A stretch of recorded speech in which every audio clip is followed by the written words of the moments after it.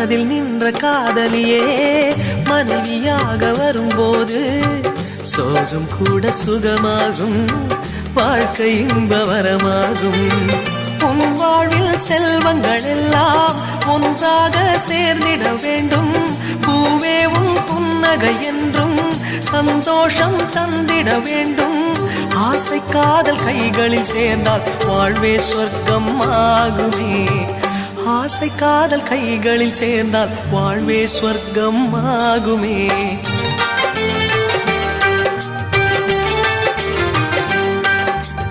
ஆனந்தம் ஆனந்தம் பாடும் மனமாசையின் ஊஞ்சலில் ஆடும்.